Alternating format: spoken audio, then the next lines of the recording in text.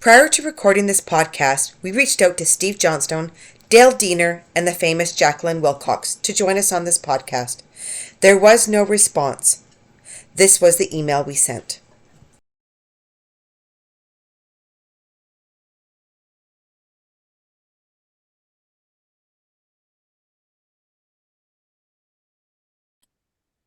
Hi, everyone. Welcome back to Get a Life Podcast, X-Cult Conversations. Today, we are joined by Carmen, and Richard is going to be joining us in a few minutes. And our special guest today is Lynette Diener. Lynette is joining us from Chicago, and we are going to dive into the Chicago meeting room build / school that a lot of the residents are in opposition to. So, Lynette, why don't you introduce yourself and let the viewers and listeners know where you're from and what made you leave the Plymouth Brethren Christian Church? Okay, hi, I'm Lynette. I live in Chicago. I've been here since 1990. I grew up in Maple Creek. So why did we leave? Things in 2003 got bad. If brethren remember that. And in 2003, I got pregnant, and I did not know in my heart if the baby would be born in fellowship or out of fellowship.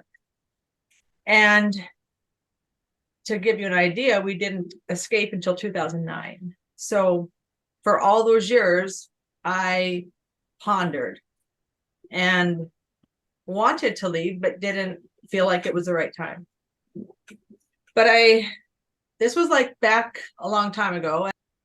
Back then I was praying that I would know without a doubt when it was the right time to leave.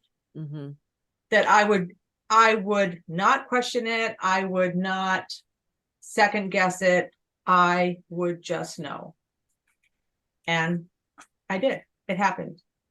It happened at a morning meeting, Lord's Supper, 6:00 a.m. meeting. It was right after Leeds in May of 2009. Leeds had just happened the weekend before, and that those meetings was when Bruce had said something to the effect that to show the support to the people that are around him all the time, like his what's that called? Like the people that are kind of like his brethren bodyguards, like they're always with him. I don't know how to describe that. His mafia, we call it, but yeah. The mafia. So the way that we would show our support for the Lord's servant to never miss the Lord's Supper. And that was one thing that I never did miss, because I thought it was the Lord's Supper. I thought that was to show like the Lord, his like it was becoming more. Do you find it was becoming more about the Lord's Supper was becoming more about Bruce versus? Well, at that point it did. So that was the first Sunday when another mom was out, and she averaged about two to three morning meetings a year, and she was out, and it was very surprising to see her out. And so on the way home, I just remember we were sitting at the red light, and I said, why was so-and-so? I wonder why so-and-so was out, because I hadn't been out a couple of nights that week previous. And apparently it was because we were going to show our support for Bruce Hales by coming to the morning meeting. So this mother didn't come to the morning meeting for the Lord. She came for Bruce Hales. And I knew we were still sitting at the red light, and I was having break that day. So I had to go home and get ready for break. We had break. I had a house full of company, roast beef, Yorkshire pudding, the whole thing, like one of my big meals. And then I never went to meeting again. If I could change things, I would have told my kids, well, because I didn't know it either. Like I only knew it when I knew it. So there was nothing like we were going to leave on a certain date, nothing like that. I was waiting I knew that I would know. So that's what happened. And So my kids never got to say goodbye to anybody. They never had closure. None of us had closure for cousins, aunts, uncles. Thankfully, their grandparents had a little bit to do with the kids periodically. Like, it wasn't often, but it was like they didn't come over or anything, but they would let the kids drop off a batch of muffins or something like that. You had some really nasty priestly visits when you left too, didn't you? Yeah, the priestly visits lasted for on and off.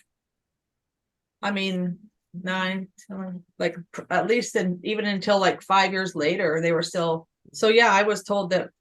Well, I was asked at a priestly, are you okay, Lynette, with your 4 children spending eternity in hell?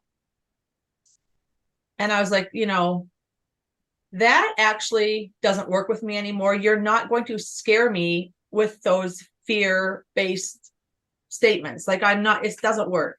And you had found a new church by this time, right? Like, yeah, we found a church pretty quickly, and that was a rival table.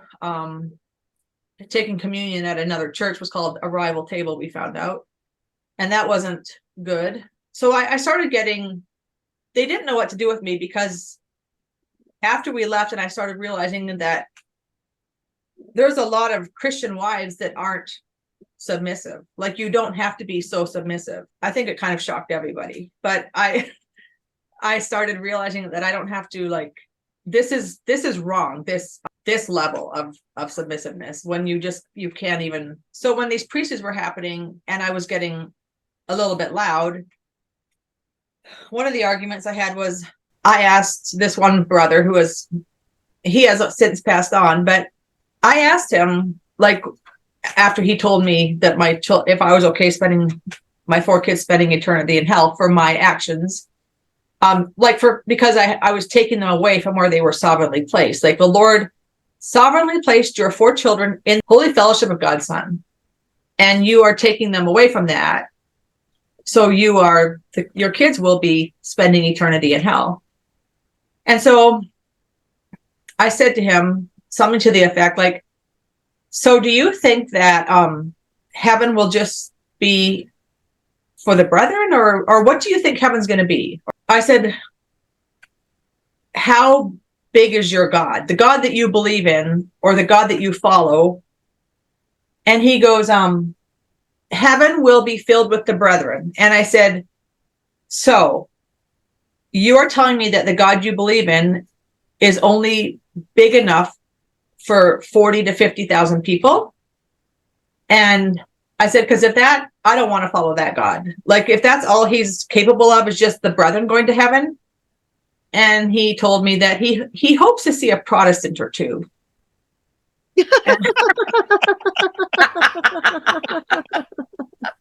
So wow. a Protestant or two. Anyways, so I wish back then we didn't have cell phones. I just wish that those priests were recorded, because anyways, he's passed on, so I wonder if there's more than a Protestant or two up there. That's a bit tough on the Catholics, isn't it? Yeah. Pardon? It's a bit tough on the Catholics, isn't it? Yeah. Thank you for sharing, Lynette. That was good. Yeah.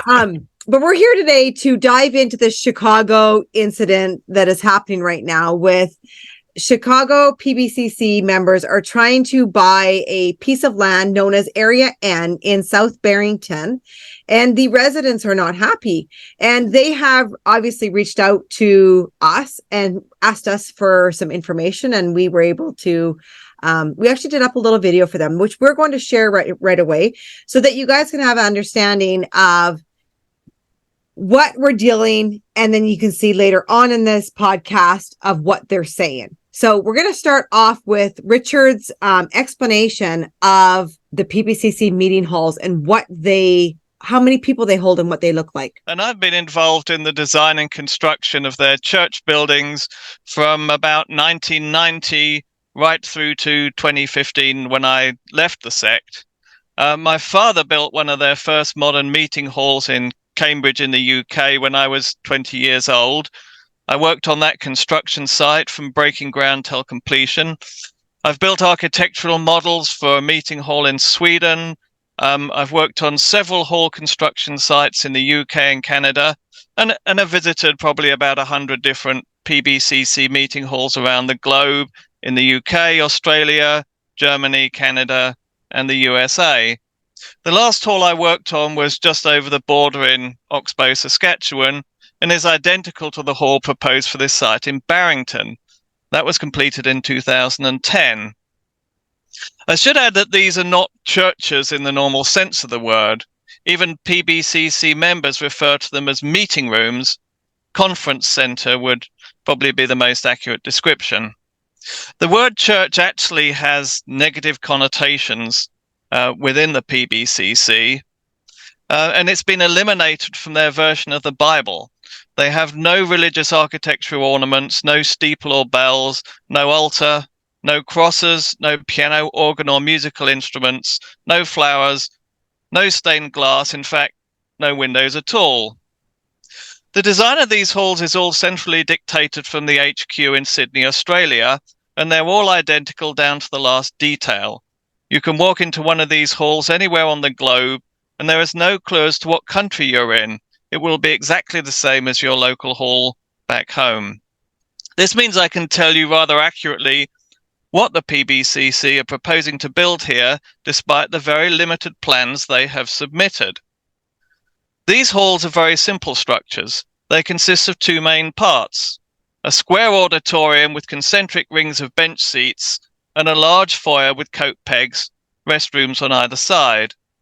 The one thing that has changed over the years is the size of the halls, and this reflects the exponential growth in the number of PBCC members. In the 1970s, the auditoriums were 50 foot by 50 foot. In the 1980s, they were 60 foot by 60 foot. In the 1990s, they went up to 70 by 70 foot, and that was considered to be a 1,000 seat meeting room.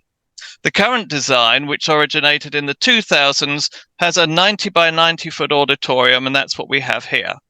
A 90 by 90 foot room plus the foyer and storage rooms comes to just 17,000 square feet. And that is what it says on the plan.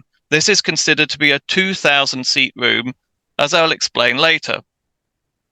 There are very few images online showing the interior of a PBCC meeting hall because they're not open to the public. The only time a non-member gets to see the inside is when they outgrow a hall and it's put on the market. This video is from a real estate advertisement for the London, UK hall, which has a total area of 7,000 square feet. The new hall proposed for Barrington will be identical to this, save that at 16,000 square feet, it will be 2.5 times larger.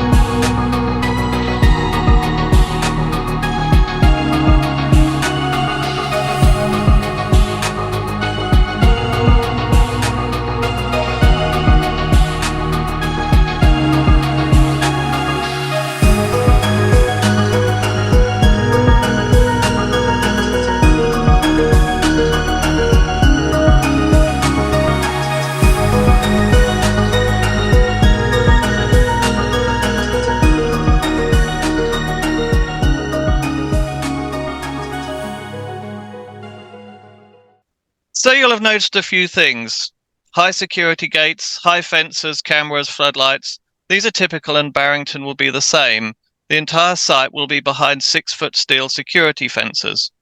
You will notice that there's an extraordinary sliding door between the foyer and the meeting room. This is significant, as I will explain later. So here is a detailed plan of a PBCC 17,000 square foot meeting hall. This is what you will get in Barrington. On the left, the foyer with male and female restrooms on opposite sides. Then the huge 40-foot wide sliding door into the hall, which has octagonal rings of bench seating. There is a 15-foot wide side corridor, which also has a 40-foot sliding door to the hall. And on the far right, there is a series of large storage rooms. Also at the right, outside of the hall, you can see 3 huge air conditioning units. Each of these is the size of a semi-trailer. These are many times larger than you would expect for a building of this size. The claimed capacity of this hall, based on the length of fixed seating, is 1,156 persons. This assumes a comfortably low density arrangement where there's a few inches of airspace between each person. This, however, is not how the hall is used. For special occasions, the brethren are crammed into the fixed seating at a very high density, hip to hip, shoulder to shoulder, practically full body contact. Once the fixed seating is filled, then the aisles are filled with stacking chairs, which are brought in from those large storerooms at the back. Members will carry their chair into the room to the next available space in the aisle, put it down and sit on it. In this way, all the aisles can be completely filled. The next plan shows how this is done. First plan here shows the fixed seating only. And then the second plan shows what it looked like when all the aisles, including the circulating aisle, have been completely filled with loose chairs. The third plan shows how the main foyer and side corridor are filled with chairs by opening the sliding doors which connect them to the main hall. Now the reason for the sliding doors becomes clear. They almost double the seating capacity. With this number of persons crammed into such a small place, the huge air conditioning units are essential to prevent everyone from overheating and to pump enough oxygen into the room. Now, if we look closely at the restrooms, we can see more evidence of this practice. There are no less than 71 toilets and urinals, provision for 71 people to urinate or defecate simultaneously. Again, several times the number you would expect for a building of this size. There is also documentary evidence of this practice. The PBCC is led by a single charismatic leader or elect vessel whose every word is transcribed and published in bound volumes which are distributed to every member. The current leader is Bruce D. Hales from Sydney, Australia, and the previous leader was his father, John S. Hales. Here is a 2010 quotation from Bruce Hales, taken from the Brethren's own printed literature. Father used to say that 4 square feet per person. I suppose that he was allowing for the little people. So if we had 440, you could probably get 100 people in there. You'd have to get a little bit more air conditioning. The context of this quote is the number of persons that can be fitted into a meeting hall. He's quoting from his father, John S. Hales. He gives the example of a small 440 square foot room having the capacity for over 100 persons. In other words, the number of persons equals the number of square feet divided by 4. The auditorium of the hall planned for Barrington is 90 feet square. 90 by 90 equals 8,100 square feet. Dividing this by 4 gives 2,025 persons, which is why this is referred to in the Brethren as a 2,000-seat hall. The foyer is 50 by 63 feet, giving an area of 3,150 square feet, and will hold 787 persons. The section of the side corridor facing the sliding door is 40 by 15 feet, giving an additional 600 square feet, and will seat 150 persons.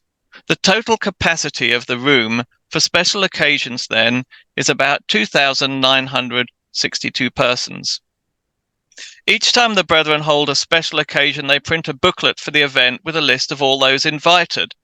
These booklets do indeed show that about 3,000 persons may attend meetings in these 17,000 square feet halls. What about fire regulations and fire exits?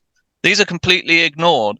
As I'll explain, the PBCC have a very strained and adversarial relationship with the world at large, which they consider to be ruled by Satan.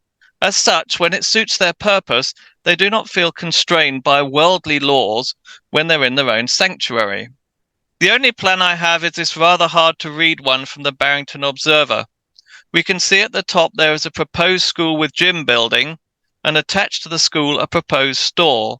This store will be a Campus & Co. superstore, the Brethren's own members-only supermarket, the purpose of which is to capture all the members' expenditure and keep it within the sect rather than going to worldly shops in the communities in which they live.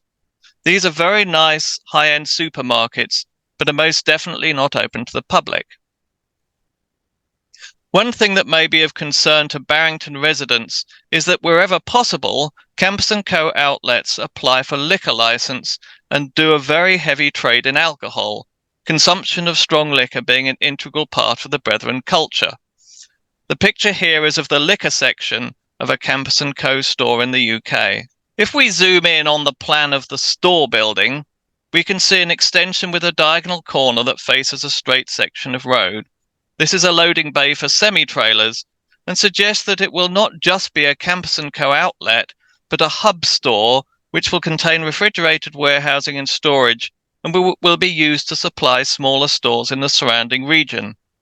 The representatives of the PBCC probably forgot to mention that in addition to the church traffic and the school traffic, there will also be shoppers and semi-trailers of groceries using the site.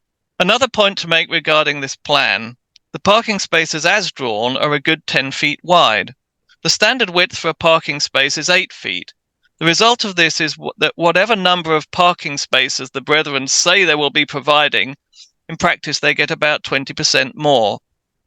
They used this same trick on a recent planning application in the UK, where a sharp-eyed journalist noticed and called them out on it. That is how I knew to check the size of the spaces on this plan. There has been very little information available about what the school will look like, but fortunately the PBCC fairly recently completed an almost identical compound to this proposal in the Canadian town of Stonewall near Winnipeg in Manitoba. Here is a Google aerial view of the completed site.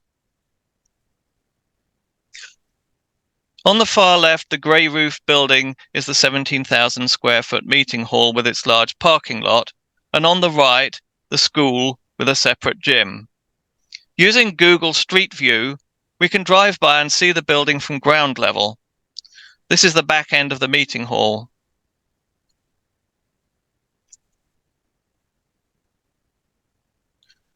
And here is the front.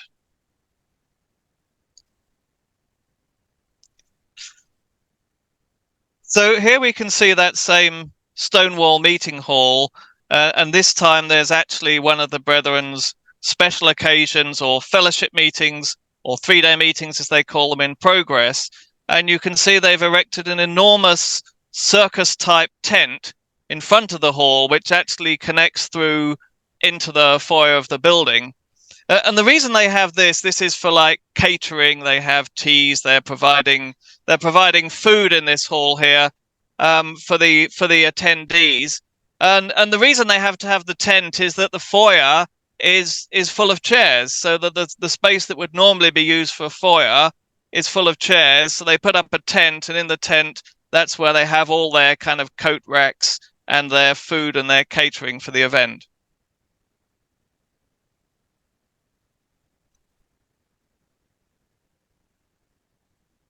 The other thing to know about the way the Brethren organize their gatherings, their meetings, is that in addition to having what they would call a city room, which is this very large 16,000 square feet room you see, they also have local rooms. And so for each 50 or so members, they will have a local room, which will be a much smaller room, usually like the size of a bungalow.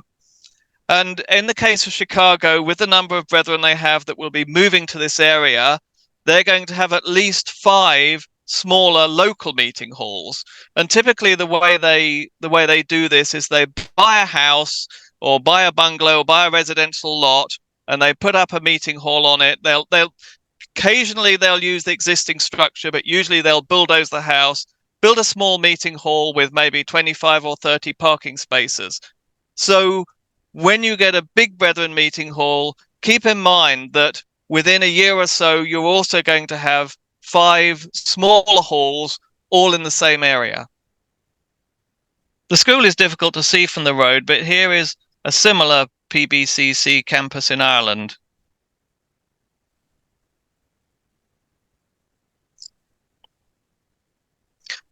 As a former member, I was amused to hear the PBCC representative say, "We're looking forward to being your neighbours." This is a very long way from being the truth.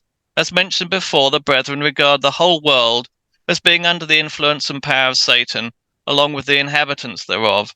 That includes the good citizens of Barrington. The 2011 quote below from the elect vessel illustrates this. Can the family see that we're dedicated to separation from the world? Well, how would that be practiced? Would they let a neighbour into their house, for instance? Would they let worldly people? Would they let their children get involved with other worldly children?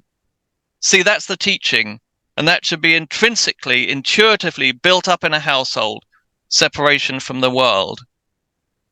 And then, the idea of mixing with your neighbours and that kind of thing. I mean, you only live sort of 20 feet one way and 20 feet the other way from everything pretty much that could take you clean out of the fellowship. So what have we got to do? We've got to provide an atmosphere in our households and control and affection and authority so they don't get involved. The term worldly people simply means anyone who's not a member of the Brethren. They regard all such with a mix of fear and suspicion, and you need not bother to ask them in for coffee or invite them to your barbecue. They won't be coming. This is an extremely insular and self-serving community who have as little to do with the outside world as they possibly can. Don't linger, don't stay, don't mingle, don't mix. Rigid separation. Get out of worldly company as quick as you can. They aim to be self-sufficient in every regard, right down to having their own schools, supermarkets and businesses. Brethren do not work for non-brethren businesses. They aim to provide full employment for every member. Even their phones, computers and telecom services are all provided in-house. This doctrine of separation from the wicked world becomes problematic when they actually need something from the world that they despise, such as planning permission. To get around this, they have an unspoken law that says it's okay to lie and deceive worldly persons in order to obtain what the church needs. It is still considered a very serious offence to lie to other members. This principle is referred to obliquely in the 2012 quote from Bruce Hales below. She gave them a false lead. That's good. She leaked some very, very valuable information that was completely untrue. She sent them forth, and she would fit into this idea of the Secret Service, which is a very essential part, really, of the way the recovery has been sustained. An example of this deception is the statement by the PBCC representative that the hall would only be used for a large event once per year or less. What he failed to mention is that a PBCC conference consists of 5 sessions spread over 3 days. The number of traffic movements is therefore much greater than for a single event. The spokesperson also says that there are other new halls in nearby cities with the same capacity. This leaves the obvious question as to why such a huge and expensive hall would be built and equipped for such large numbers if the PBCC already has other facilities that they could use. Recent news from contacts within the PBCC says that they're now using these larger halls for business conference as well as for religious services.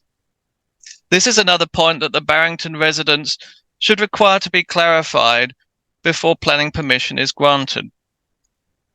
In conclusion, this development will contribute nothing whatever to the Barrington community and will generate a very substantial amount of traffic, far more than the misleading numbers presented by the PBCC would indicate. The so-called church is not a place of public worship. It is more akin to an exclusive private club, and the entire site will be fenced and gated off with no public use of the land or facilities permitted. The church designation serves only to exempt the development from property tax and thus from contributing to the Barrington community even financially. I would suggest that the council sit down with the PBCC and obtain an honest and accurate account of what their real intentions are before making a planning decision on this site. So as far as we understand, this whole project in Barrington started kind of under a veil of secrecy a couple of years ago, height of COVID, when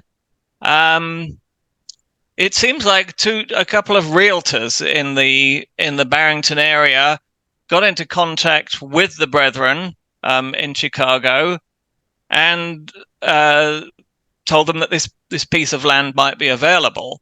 And the Brethren were given a tour of the site. And the interesting and very significant thing is that those two realtors also happened to be councillors, in fact, the president and vice president of the Barrington Park District Council. So there was a certain conflict of interest, it now emerges, which we'll go into later. But the Brethren were given the tour of the site, and they were apparently given certain assurances as to the necessary rezoning and planning that would be needed for them to build a meeting hall there. And the council then proceeded to put out a referendum to the population with the question, could they please put this piece of land up for sale by auction? And I think they tried either 2 or 3 times to get the referendum through, and on the third try, I think it was, they succeeded. But it later turned out that the residents immediately adjacent to the site were not included in the referendum. They only sent the referendum forms to persons living a certain distance from the location. So the residents that were most likely to have an objection to it were not even aware that the referendum took place, but nonetheless it did, and it sort of scraped through with just over 50% approval. And the Park District then went ahead and put up the site for auction. It seems that it wasn't advertised very heavily. Apparently, a notice was put into one of the Chicago papers Daily Herald. The Daily Herald, to the effect that this was going to take place. But the Daily Herald is a subscription-only newspaper, and the subscription is extremely expensive. I've never seen a newspaper with such a high subscription rate. And so this was not, it didn't leave you with the impression that the council were putting every effort into securing the best buyer for the site. I mean, a site of this size, 32 acres, should have been advertised nationally. It could potentially have been used for maybe a university campus outreach place, or research laboratory, or a specialist school, or a postgraduate institute of some kind. There are all sorts of potential uses from all over, potential interest from all over the country. But in the event, they held the auction, and the only party that turned up to the auction, surprise, surprise, was the Plymouth Brethren Christian Church, who made one bid, which was simultaneously both the highest and the lowest bid, presumably, and secured the site. All this happened very quietly. No, I'm not suggesting anything improper was done, and nor am I suggesting that it was done properly. But so the Brethren secured the site on what I would call a sold subject to planning permission grounds. In other words, there was a probation time of, I think, 90 days for the Brethren to try and get the rezoning they needed. And within that period, the Brethren had the option of dropping out of the contract. So the Brethren then, with the assistance of the council, put together a presentation to kind of sell the idea of what they were wanting to do, with all the sort of plans and architectural drawings, which was, as far as I understand, first presented to the council privately, and then it was organized that they would present it to the public in a public meeting, which is where Lynette comes into the picture. Mm-hmm. You went to that meeting What was it like?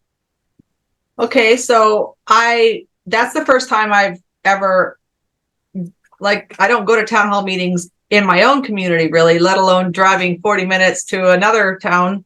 The line was, you have to wait in line. The line was around the building in this big town hall, great room sort of thing. And you all had to sign in. And then while I was waiting to get into the main room, I saw two brothers. And what were they doing? They were scurrying around. They were putting out more folding chairs. They were talking to the mayor. They were just being so helpful. And I was like, okay, this is typical. They know all about carrying around folding chairs. So there was five of them, five brothers. Three of them sat back and they didn't speak. But then there was the two main speakers. They were sitting on like a side table with laptops all set up and mics and everything, with their like environmentalist or something. I forget what they called him. He was their spokesperson, but he was also their civil engineer. Yeah, he was civil engineer. Yeah.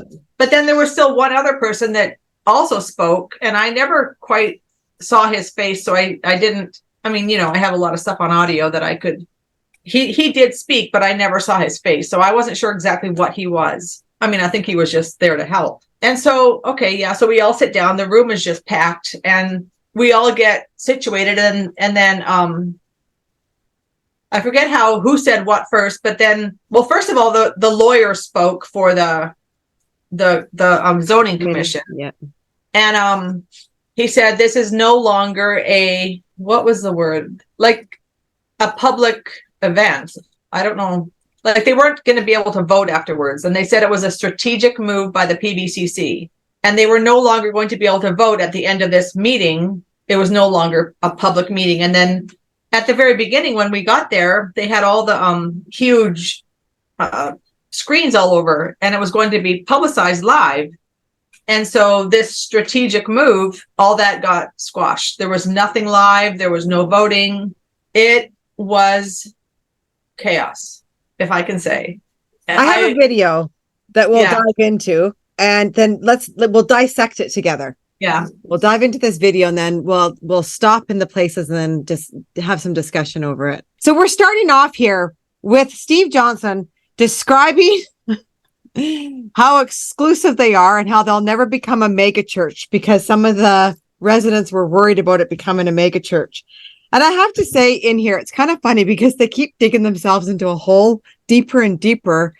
Yeah, I'm going to say something right now, because the reason they're worried about this is because in Barrington, there is a massive, like humongous mega church called Willow Creek. Mm. So this is why so many people are concerned about a mega church, is because they already have one. And there's been a huge scandal around that mega church, Willow Creek. So they don't want that. That makes sense. Okay. So our population has fluctuated within that small amount of change over the last 50 years.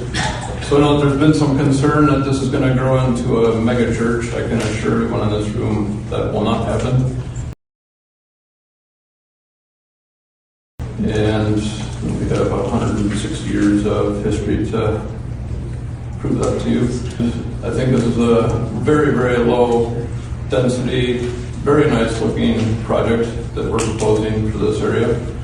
And I think the civil engineers can speak the technical terms as to how this will be a very low impact to this neighborhood. And we really long to become part of the fabric of this neighborhood. We long to become a neighbor.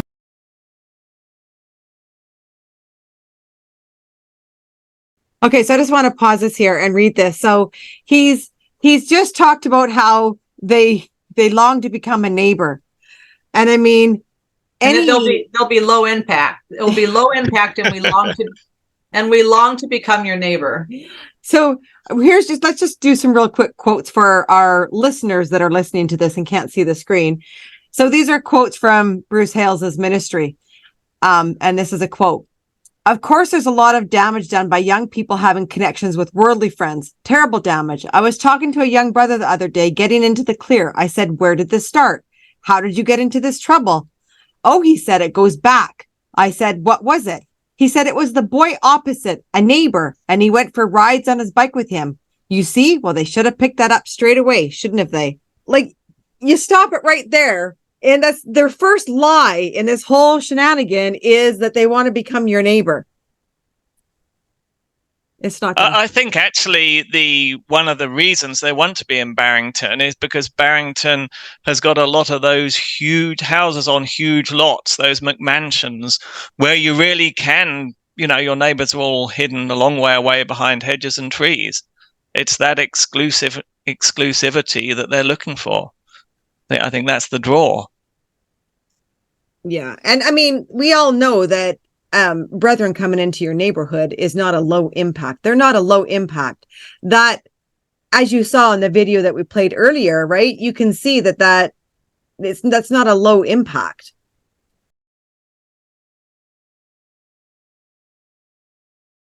So there's existing wetlands that surround the site. In this current proposed plan,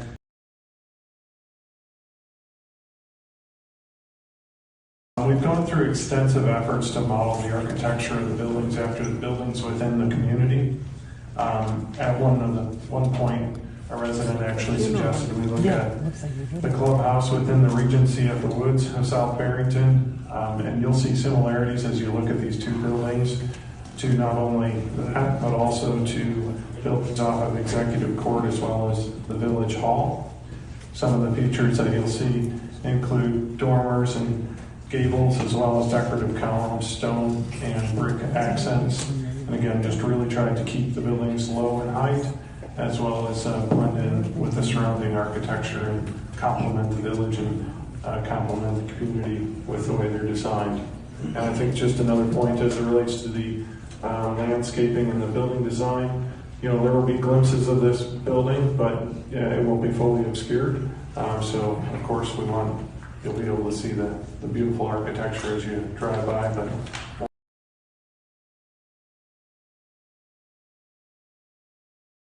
this is the point that I think took all of us by surprise, is that there has never been a meeting hall that we know of that looks like this.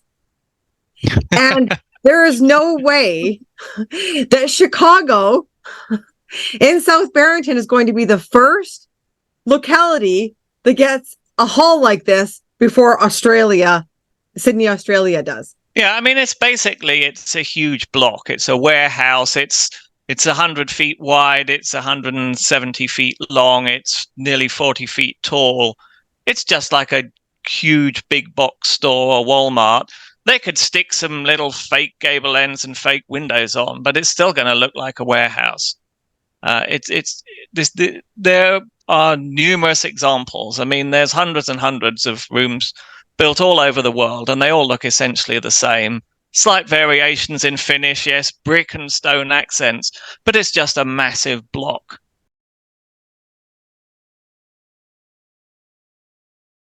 to emphasize here is that what we want to do is accommodate a special occasion that might happen once a year, in which it would come to full capacity of 1,000 members. 1,000 members.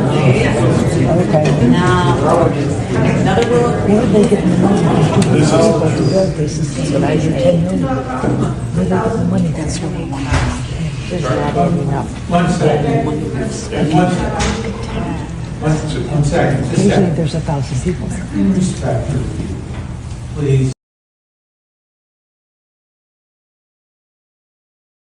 Various communities across the country. There is these church facilities in various cities throughout the country in which occasionally we'll get together. This is not a set time frame or a set agenda. So we've had, how many occasions have we had in the last 10 years, Steve? Historically, going back over the past 10 years, we hosted 8 of these special events in our current facility I will say that we don't get to choose when we host these.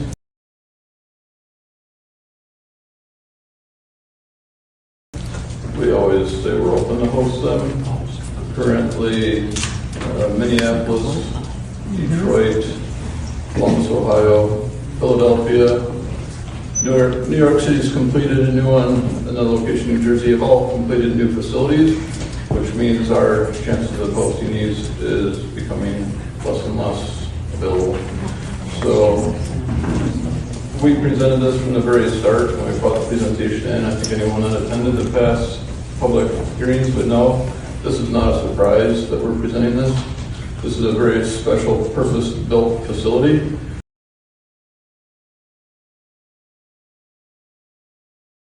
In the past, we used to rent out auditoriums for our special events, but scheduling purposes and the way we host our events, that has become unworkable for us. So we are sort of a global organization, and globally this is the way that we're hosting these events.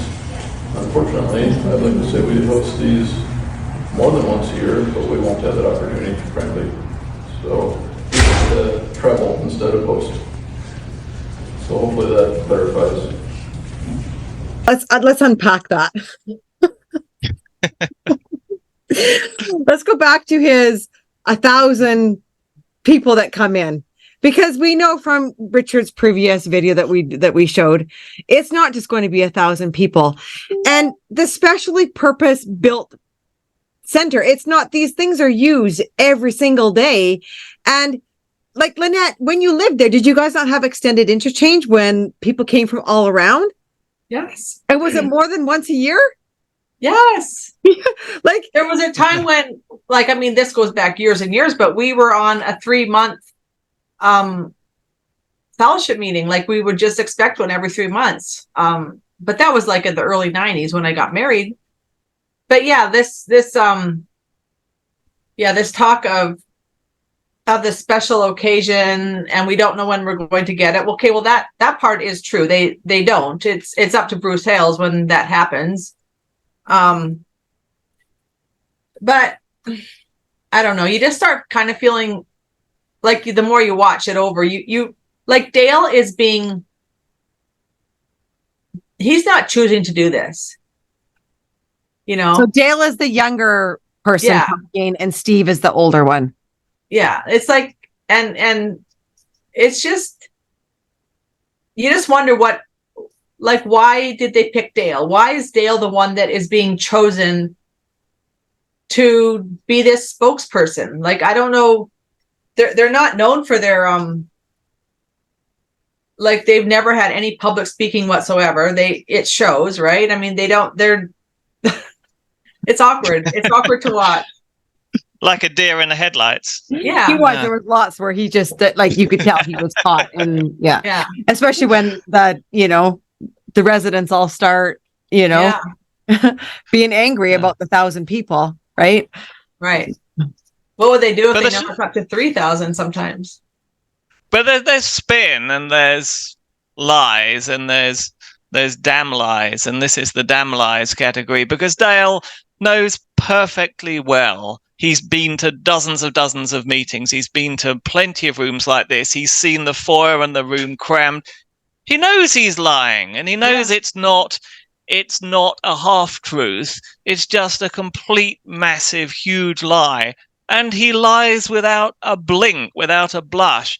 And I mean, our generation, we were brought up, I'm sure all your parents told you, where liars go to hell, But wow, holy cow, they're not worried about that anymore. And this to me, this is Bruce Hales' legacy. This is the hallmark of the Bruce Hales administration, is that brethren now freely and glibly lie at every possible occasion. And they get that from Bruce. It comes down from the top. Yeah. Okay, so what you're about to witness next is when Sage actually comes out and asks about a public place of worship. So this was So Sage was a resident that was given quite a few minutes of the floor. She had a huge presentation. And and it was very well done. I wish she had been first. But anyway, she was last, and this presentation was so well done, and it was just so factual, and she had found so much information. So yeah, Sage comes up and she right away, she asks Steve, can I just ask is this a public place of worship, and can I come to your services? Something like that, she asked.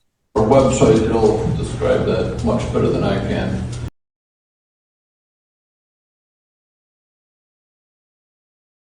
Anyone that desires to be part of our church, there certainly is a pathway for them to become part of our church. What if I'm not part of your church? For example, I go to Willow Creek, I've attended services there. I've been to the Barrington Methodist Church, been to St. Anne's. Can I just come in to your church without being a member? Yeah, go to our website. It'll...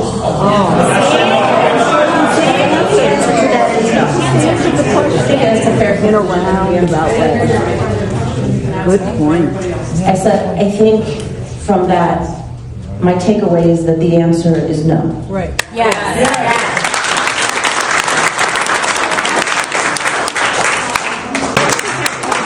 I looked at zoning ordinances for other villages, and they specifically say church. South Barrington specifies in every part of the ordinance that the church must be for public worship. And we question how the commission can make a recommendation on the PBCC development if the church is not open for public worship.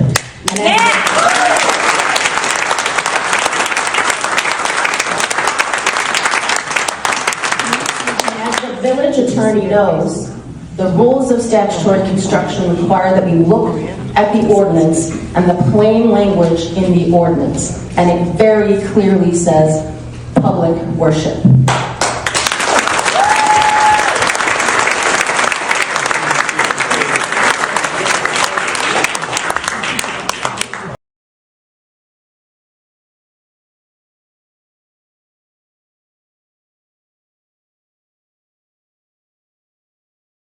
In 2012, when they got their charity status back, their faith and practice document says this. Number 1, the services of worship conducted in each gospel hall included in the property of the trust, other than the Lord's Supper, which is Sunday morning, and services convened for a particular family or by a visiting elder, minister, servant, or evangelist for the benefit of a congregation gathering by way of special invitation, should be open to all properly disposed persons who wish to be present and observe such worship. Properly disposed persons are members of the public, whether members of the brethren or not, who, 1, respect the gospel hall as a sacred place, 2, do not threaten the safety or privacy of the assembly, and 3, come to the service in a spirit of gravity, genuinely wishing to learn from the teachings that are given there. 2, we should ensure that a gospel hall in every locality displays prominently outside its premises a sign indicating how persons from outside the community, including former brethren, can attend a hall for worship. 3, we should offer to people who attend our gospel halls for worship from outside the community, including former brethren, the opportunity to better understand our faith and services through literature or in person. So, I mean, by Steve literally redirecting them to the website was his way of saying our doors are closed. Well, I mean, to be fair, at least the website's open to the public, isn't it? So maybe that counts. I mean, he seemed so awkward. He was so awkward for that. Okay. Yeah.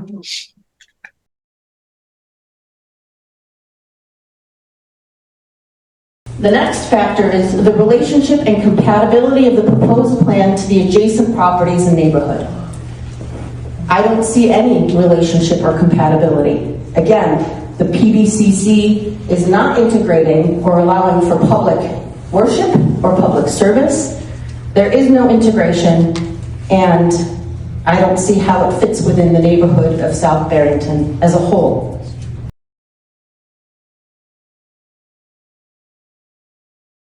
Goods there, the other information I've gotten is general retail. I don't know what that means, but it's for their own community, and that's fine, but it's going to do absolutely not with regards to the economic well-being of South Barrington. So when they're talking about general retail, let's just go and show the listeners and viewers what a Campus & Co. what a space looks like at the back.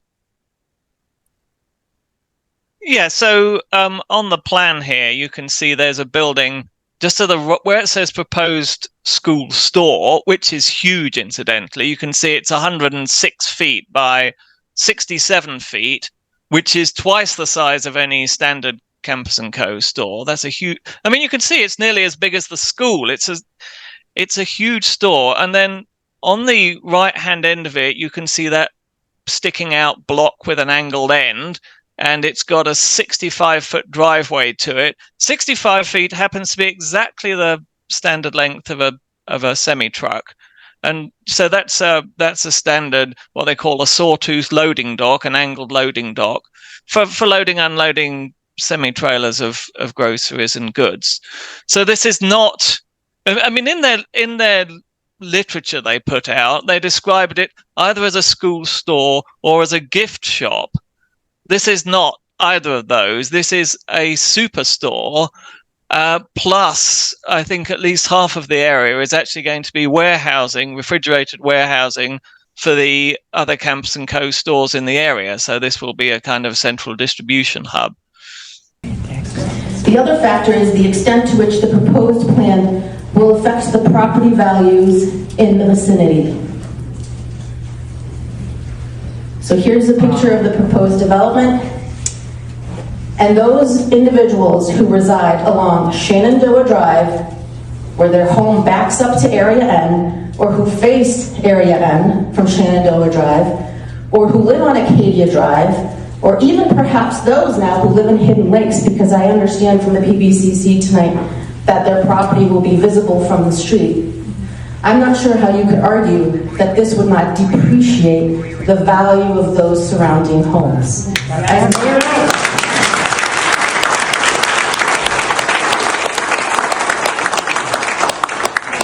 President McConaughey addressed in 2020, nobody wants to see a parking lot in the back of their home. I'm not a broker, I'm not a real estate developer, but I know enough to know as a consumer that if I go look at a home that backs up to a wetland, I might be interested in it, but if it backs up to a parking lot with harsh lighting, I may go and purchase a different. Now, the next thing that happened after this is after this meeting, you guys all went home, Lynette, and things heated up.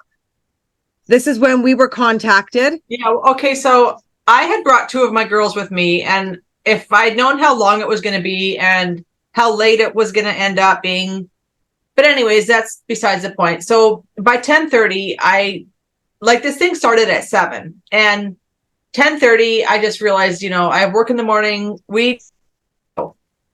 And I just knew somehow I had to leave my name and email and phone number with Sage, the speaker. But I mean, I was in the back. Steve was over here.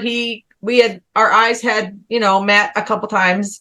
It was a little bit awkward.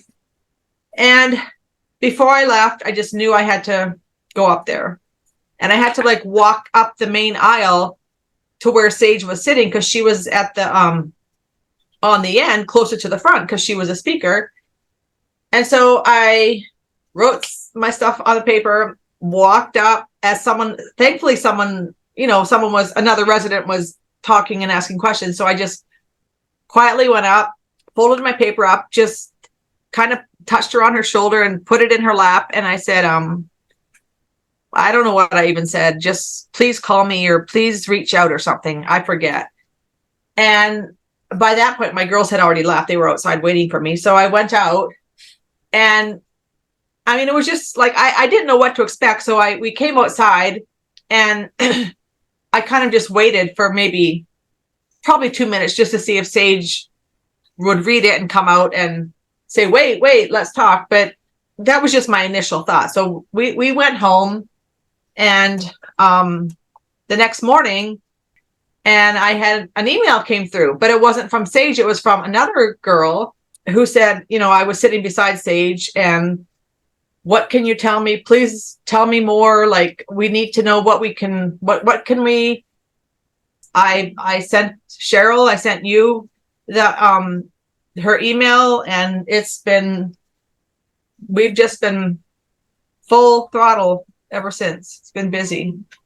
So the next thing that happened was a new meeting was arranged for the residents and the council to discuss the proposal, which was on a Wednesday, and about 3 weeks after the first meeting. And on the day before that second meeting, the Brethren sneakily moved to try and close the sale, to kind of slam the door shut on it before the residents of Barrington got a second chance to criticize or obstruct. And we were actually on a Zoom call. The Get a Life team was on a Zoom call with the Barrington residents when an email came through to say the Brethren are trying to close ahead of the next council meeting. So that's when we all went into overdrive. And in fact, the Barrington residents managed to get their lawyer out of bed, essentially, and get the sale stopped, get a hold put on the sale, because they realized the Brethren were trying to shove this thing through before the residents could pull up any more objections. And then they got together a rally. So there was a rally that was held right before this meeting, which Lynette worked hard away at. You got your sign right there too. Do you have your sign? I got my sign.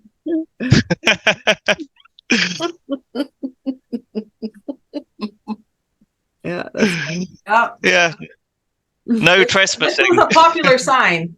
It was a popular sign. Yeah. So I'm going to play a video of the rally, and what a good turnout it was. What was supposed to be just one news station show up there ended up being like 3 of them, and then the news article kept rolling out after that. So and a helicopter, no less. Yeah, there was a helicopter. Yeah.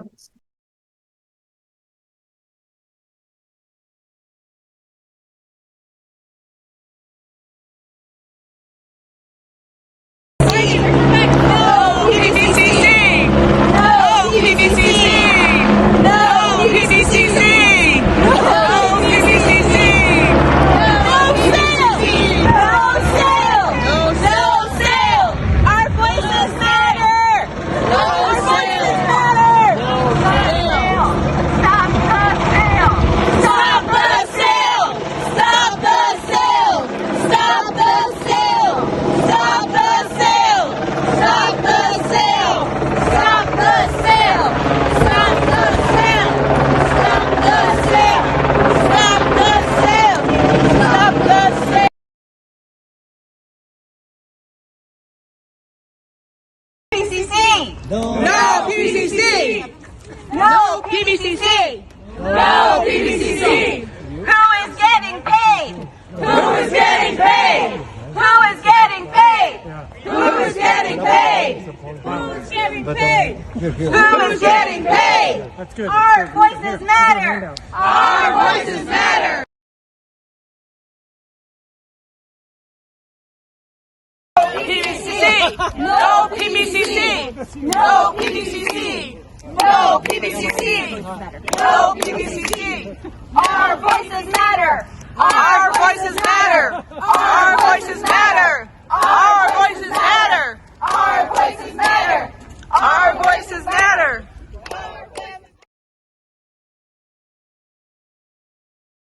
They have a liquor store in their elementary school! Yes! No PBCC! No PBCC! No PBCC! Shut them down! Shut them down! Shut them down!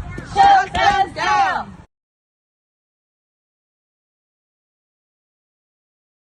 Elementary schools! No elementary schools! No! Safety matters! Safety matters! Safety matters! Safety matters! Safety matters! Safety matters!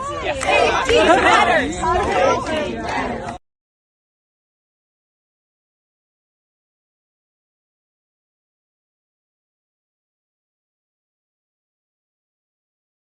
Lynette, how was that? Like that, obviously, was that your first rally you've ever been to? Yeah. And what was it like for you? What was the atmosphere? Well, so I'm meeting people that I've only met on Zoom and emails. And I was surprised at the turnout. And I was surprised that at the like when stuff happens where I live, I guess I just kind of like whatever, someone will take care of it. You know, I don't really get too involved, but I need to be, after seeing how fired up these residents are, it is making me feel more like this is my community. I need to do something. I need to do stuff. So it was just all these people with all these signs and all these kids, all these moms. It was so many mothers, and don't mess with the mothers. So it was just a different sort of experience, I guess. I don't know how else to describe it. It was just there was a lot of people there, but would it have been nice to have that many more again? Probably. So when you're in a rally, I don't know how rallies work, but like it's hard to keep yelling the whole time. Like my throat got sore, other people's throat. I mean, not. So you're just not yelling constantly. You're just like picture taken, or maybe so then you start yelling some more. But I mean, we yelled a lot. I mean, it was no alcohol in our elementary schools or something. No alcohol in elementary schools. Yeah, let's unpack that for the viewers. Let's explain to them what that means.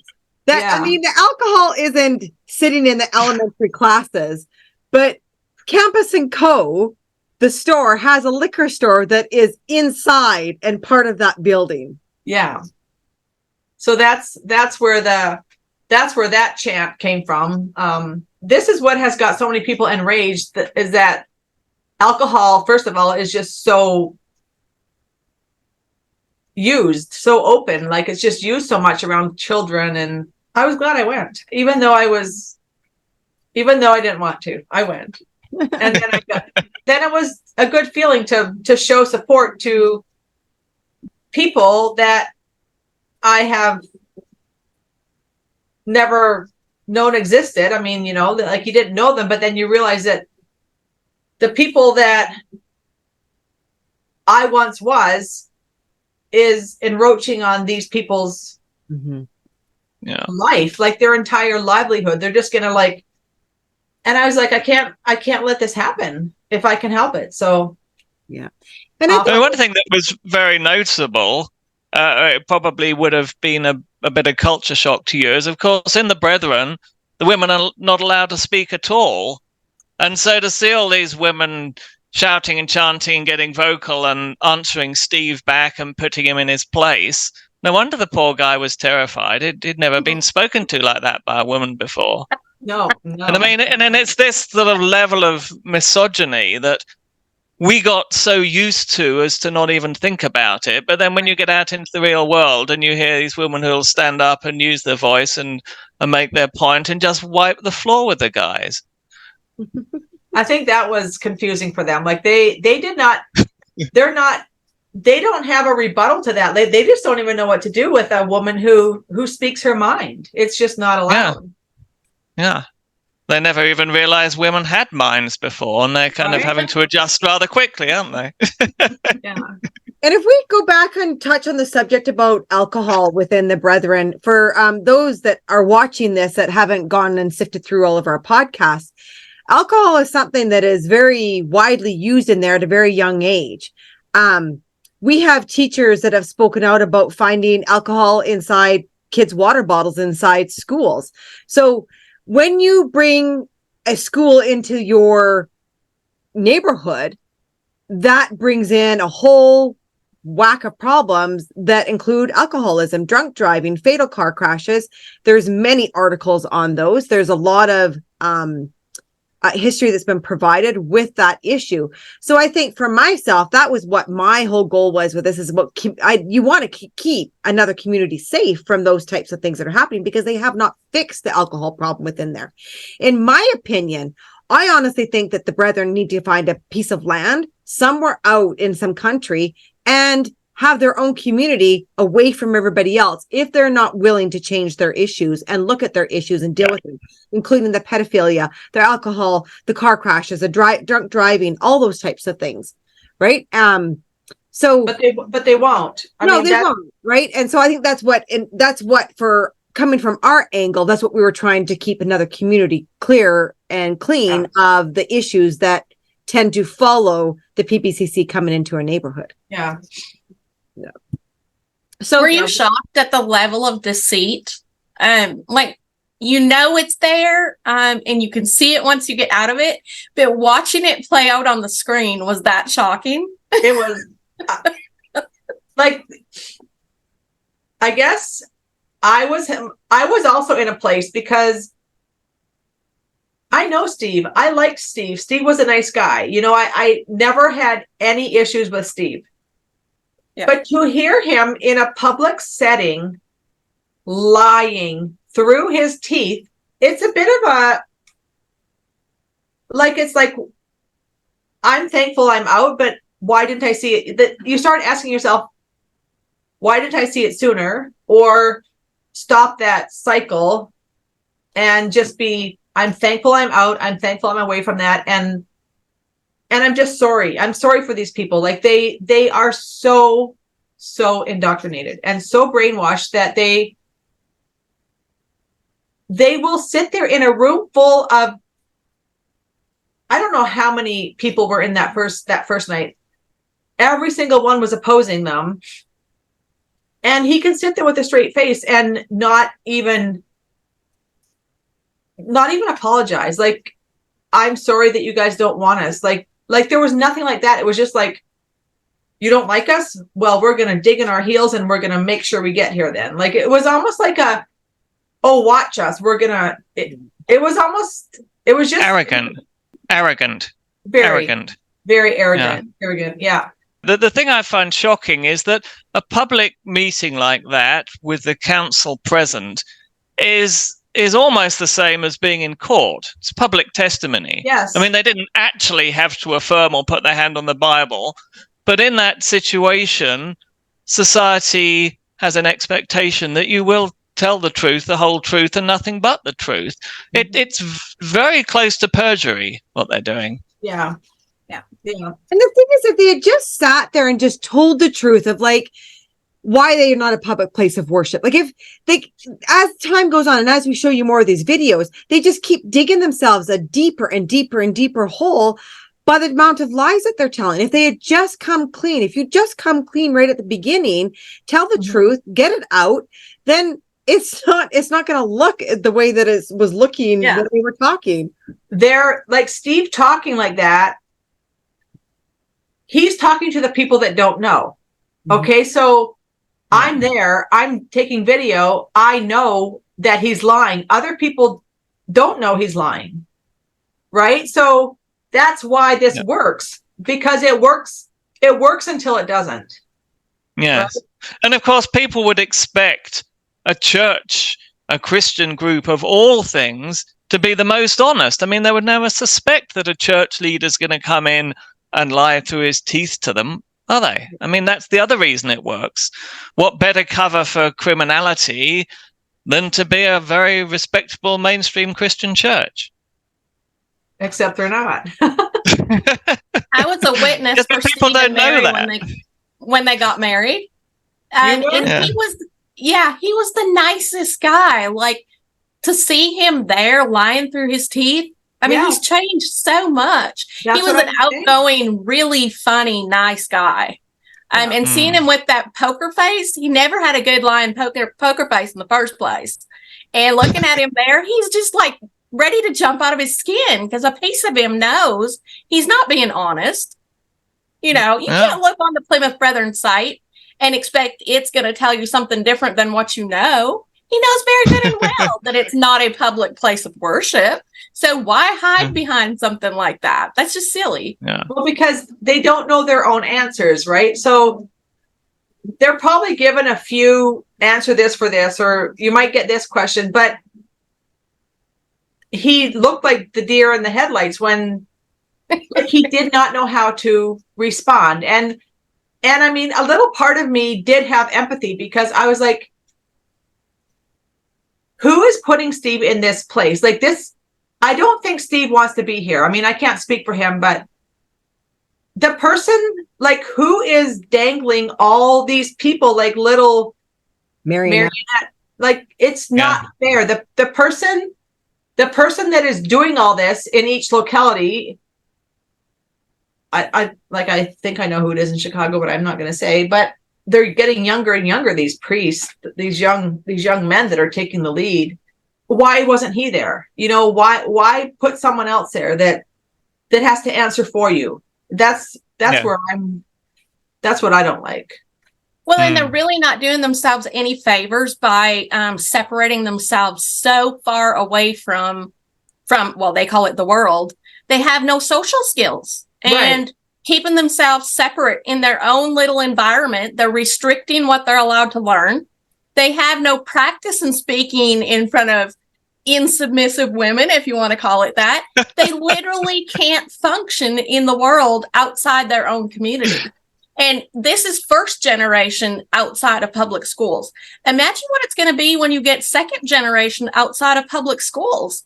Mm-hmm. If this generation can't even function in a community meeting that has outspoken women in it, what is the next generation going to do? Are they going to hide under the tables? I mean, really?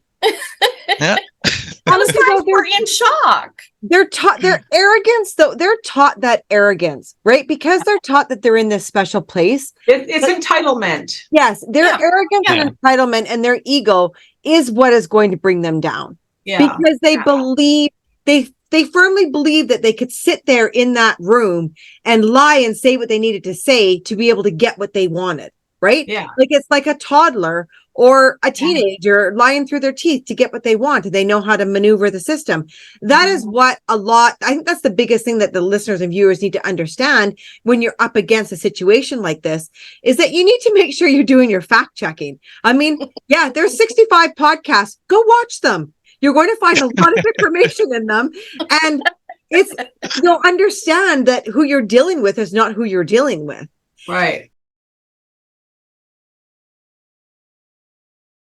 Yeah, the Chicago Tribune freelance videographer, or the camera person, we all followed her in, and I don't know where all that video is, but we followed her in, and we all sat down, and then it was just the park district board. Like, it was none of the zoning, none of the town, like it was just the park district. And they did not speak. They were petulant, for lack of a different. They just said that I have it on video, but something to the effect like, you guys we're under litigation or something like that. We can't speak. So, I'm going to share this video of them that happened in there. And we'll go through and perhaps just before you go on the video, the two main people on the Parks board are Pete Parisian and what's her name? Shelby Elias. Yeah. These are the president and vice president respectively of the board. They're the ones responsible for selling the site, and they're also local realtors. Which means something, I think. Which means a lot, as we will get to later. Yeah. Right. You're our neighbors. You're our community members. You're elected volunteer officials. We all appreciate what you're doing. However, I don't think any of you want to be known as pariahs in your own community. I'm sure you don't want that. So it's fairly obvious how your community thinks. And it's very obvious that you're not representing those who put you there. I know you're standing behind what your attorney is telling you.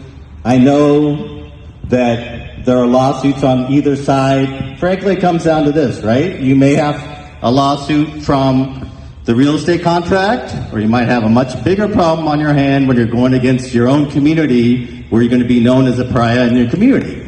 So you have a decision to make, right? which way do you want to go? But it's very clear how the community feels, and if you feel that you can disregard the community and have them support you, I think every single person here, if you wanted to put up a referendum or raise some bond money to help the South Barrington Park District, would agree to do that. Every single one of us would write a check to help the Park District. There's no doubt, but the way you're going about it, in which to raise funds at a shady backroom deal, where obviously there's collusion, that will not stand, and nobody here is going to stand for that.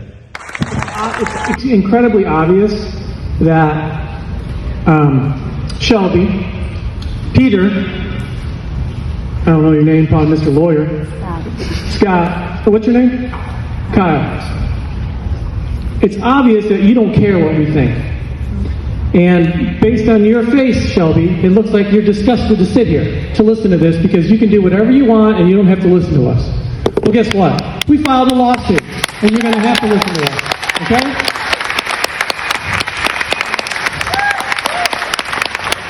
The Park District held a single buyer's hand over a year to voters even having a chance, without the voters even having a chance to approve the sale. The Park District intentionally suppressed votes by sending mailers only to a portion of South Barrington residents when they're supposed to represent all residents. This land has been vacant for 21 years and is zoned for parks and recreation. Residents want to see the land conserved and used for public benefit. The Park District lied to voters that a yes vote would increase tax revenue, not my words, the Park District's words, and avoid a tax increase, both of which are not true for the nonprofit entity that they were trying to sell to will not pay taxes. And furthermore, we were going to chat on Wednesday morning prior to this meeting to talk about our opposition. But guess what? Sneakily, all of a sudden, there was a closing scheduled for Tuesday, which is, according to my calendar, is before Wednesday. Okay, so guess what I had to do? I had to go call my attorney and find out what Chicago title office and what time the closing was, which, by the way, for all the smart people in the room, isn't hard to find out. So then we finally confirmed that it was the day before we were meeting. So what were we going to do? Were we going to sit here and let the sale close? No. We had our attorney work till 2:50 in the morning drafting up an injunction in a tenant in a temporary sitting room. So here's what's going to happen. Here's what's going to happen, because this is what I like. What I like is depositions. What I like is asking every single one of you people under oath in a law firm, according to exactly everything's going to come out. The PBCC members are also going to be deposed, and we're going to find out exactly what's happening. You have no idea who you're dealing with, obviously, okay? Because these little sneaky streaks are not going to happen. So, buckle up, because we just got started. Elected you. And it is a true disappointment how you have no transparency for your constituents. And I have to say, after 15 years of living here, I will definitely make it my mission to make sure you are not elected in the next election. You do not represent us how you should. We are the public. You represent us, and you are not representing us. Thank you. After everything Sage said at the last meeting, which you really got so many points, it seems almost illegal at this point that you are even contemplating going through with this. Steve, I really appreciate him. If there's any help needed in a lawsuit, I mean, I'm sure we will all be happy to kick in to help with expenses on that. I was ready to hire you to through after the last meeting because she's proved that this does not benefit our community at all. I, don't understand why, even if the sale went through, it would still have to go through zoning, which according to all the South Barrington laws, and PDs they were called or whatever, it doesn't even fit. You can't change all these laws to make something fit. Exactly. So I don't understand where the common sense is in any of this.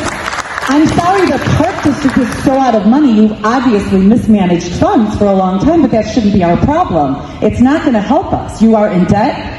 Find another way to pay it off. This sale cannot happen, and we will make sure it doesn't happen, because even if you approve this, even if it goes through, the zoning will not work. The lawsuits, we will make sure it doesn't happen. This is very underhanded. This is very shady, the way you're operating, and we're not going to stand for it. We are not allowed to set foot in this church. They are going to build walls around us. We can do a lot better with this land, and we have a lot of people that have offered to do better with that land. And even if we don't do anything with this land, it would be better than having you guys have signed the deal with the devil to do to our beautiful town. And it's got to stop. It cannot happen. We will make sure this does not happen, right? My family doesn't see me because of this, because we're here. Why are we here? Answer that question for us at some point, please. I know right now you're not going to say anything, you're under litigation, all of that stuff, but it's disappointing, it's frustrating, it's a waste of time, really. We shouldn't even be here. This should have been dissolved. When you heard our opposition the first time, when we came to our park district meeting last month, it should have been dissolved. When you said that you could take a vote, and you're the president of the commission, and you didn't even ask for a vote from your own group, and half of whom aren't even here, so I'm not sure what quorum we're talking about. Yeah, just lots of disappointment, frustration, and I guess we'll figure it out in court. I am the closest house to Area N. I am extremely disappointed with this entire situation. I think I voiced my concerns to you as well, Village. I've been at every single meeting. The fact that we never got a postcard about this is ridiculous. I live at Area N. I'm within 100 feet of Area N. So along with my community, I oppose the sale. With all of this uproar, I can't believe that you wanted to move up the closing and you accepted that on Monday, Tuesday, whenever it was. But I think that's a big awakening call for who's on the board right now. I think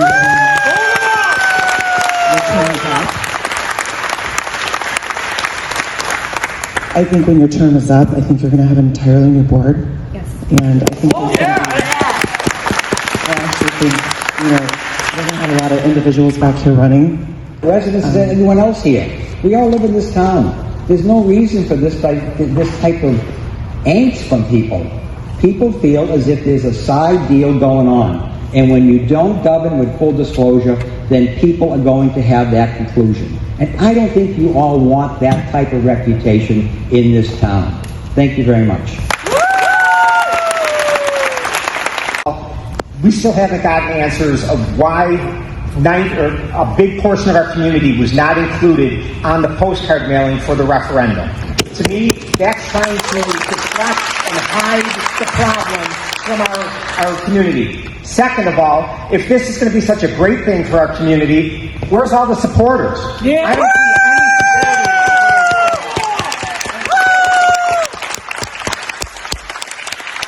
any. After watching all that, I mean, you can really tell how riled up those residents are. And it is true. It is true. There is no public benefit the people will bring into that neighborhood. There'll be no public benefit. Right. Just rewatching those videos.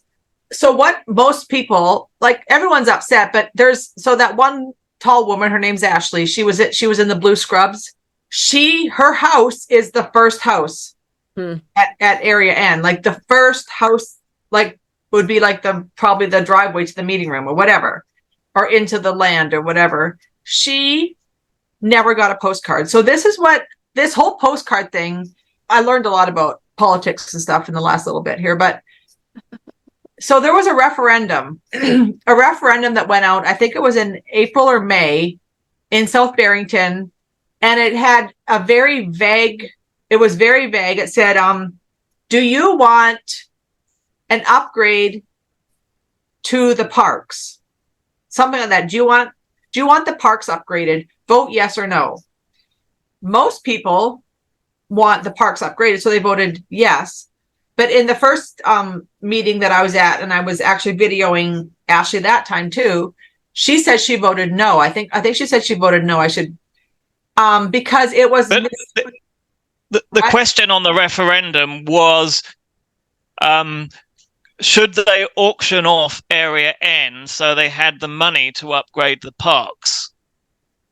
So the question was around whether they could auction that land off or not, but they kind of sneakily made out that if they sold the land, that would give them the money to upgrade the parks, and then they also wouldn't have to raise taxes.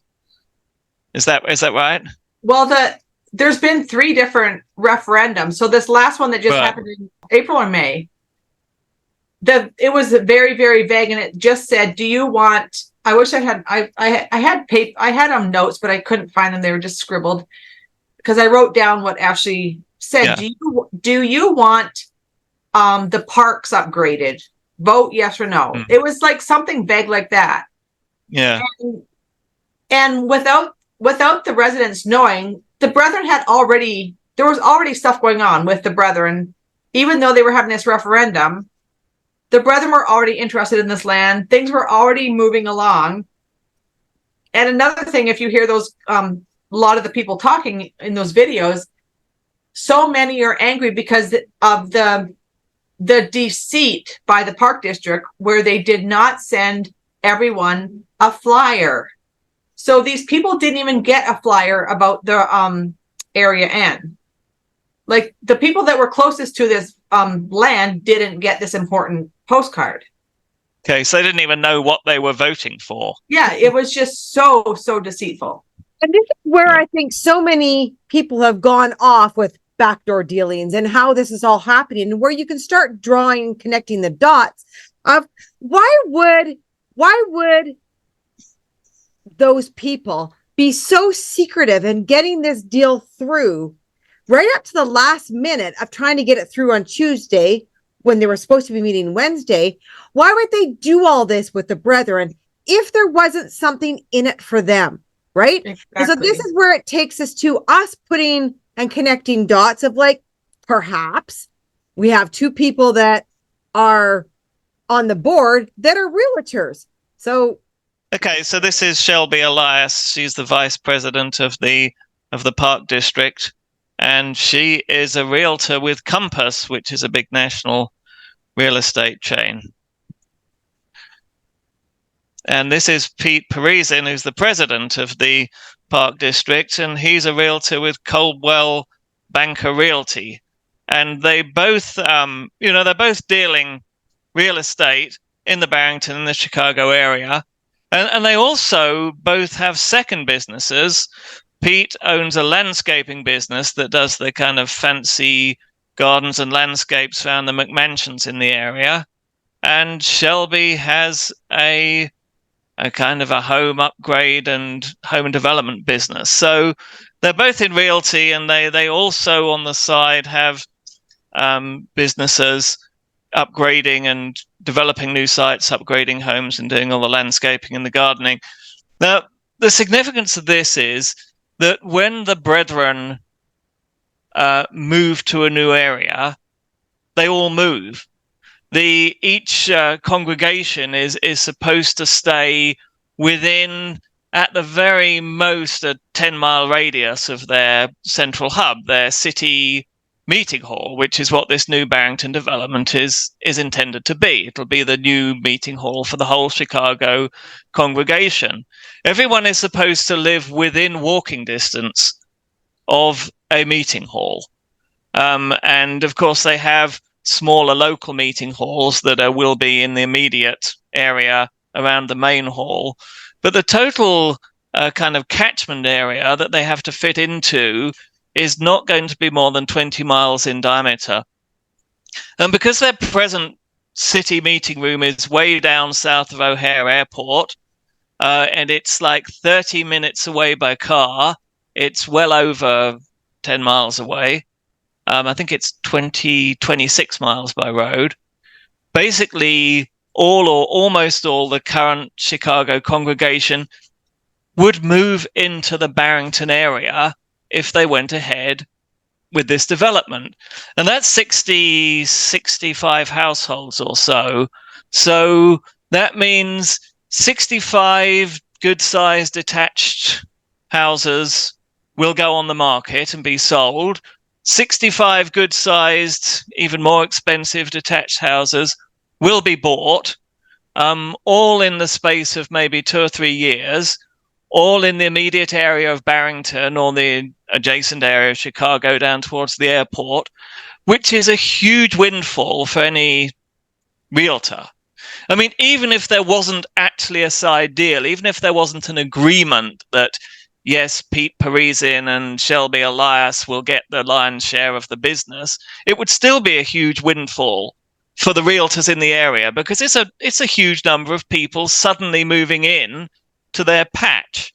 So, but the way it normally works, I mean, in the Brethren, it tends to be that all the Brethren in one congregation will use the same realtor, because Brethren have very specific requirements about the homes. They have to be detached. They can't have shared drains, this, that, and the next thing.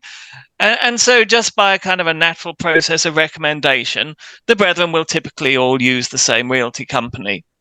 In a situation like this, nothing would be easier or more natural than for Steve and Dale to have said to Pete and Shelby, look, there's going to be a whole lot of households moving into the area.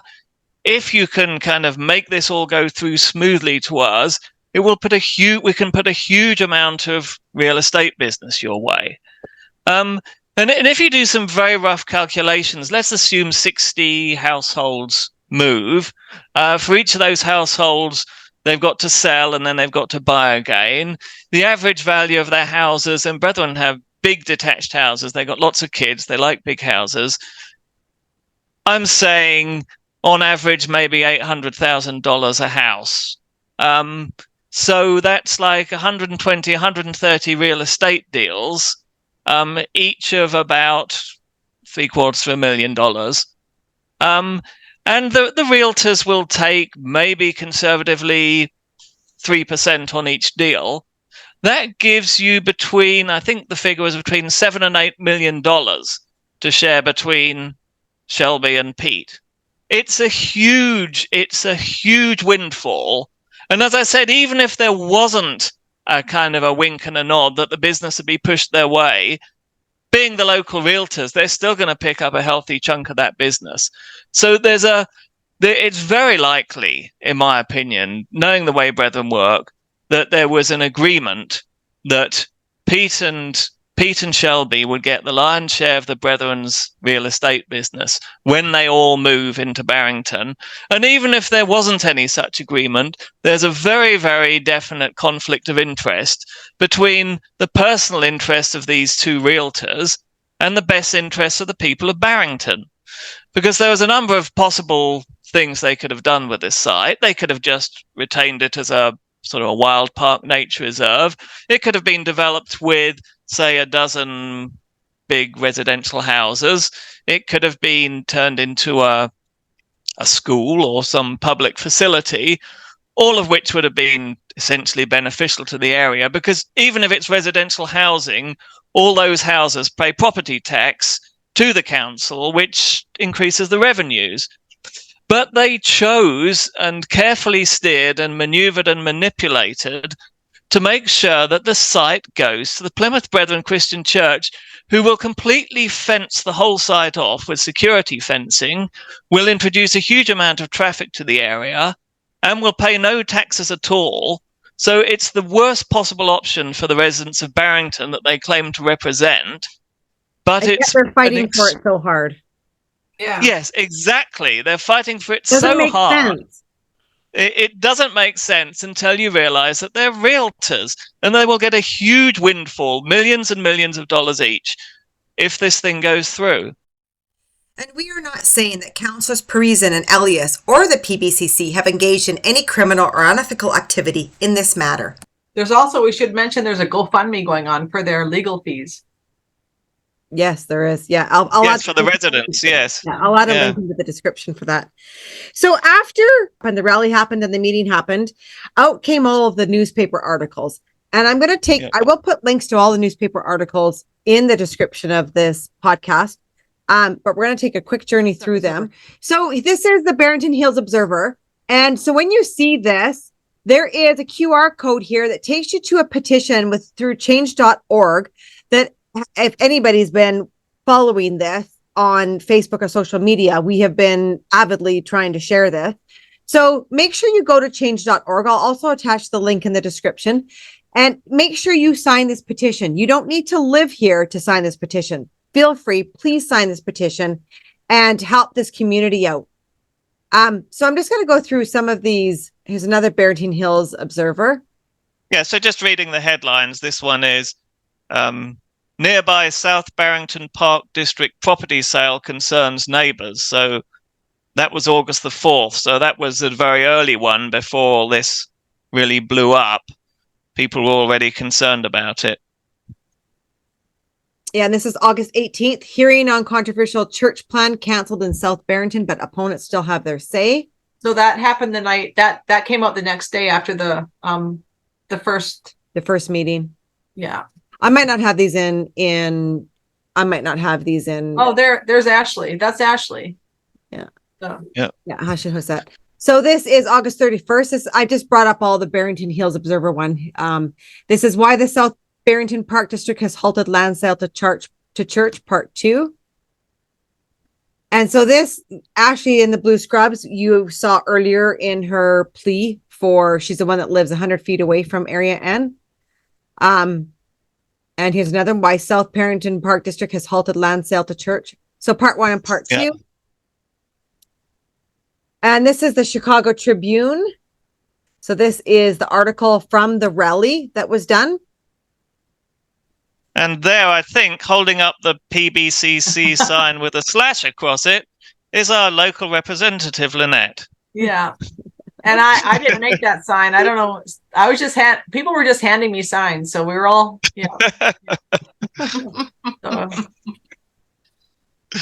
never knew I'd be in a newspaper and on the news. Well, there I am again. The Daily Herald, why the South Barrington Park District has halted land sale to church. Here we have Lynette in the background here. And it's like Where's Wally, isn't it? You have to look for the orange cardigan. Well, right there, I'm talking to Courtney, the girl that I've been talking to the most. Yeah. Yeah, she's the one that's been emailing us back and forth. And you know, it's funny. These blue signs that these people are holding actually have ministry quotes on them. Yes. Yeah. So, and this is, again, Chicago 5 News. Church hoping to move into South Barrington faces pushback from residents. We'll play the news that was on the channel there. Happening tonight, some community pushback in South Barrington over plans to build a church. NBC5's Natalie Martinez reports some residents say they feel deceived about the plans.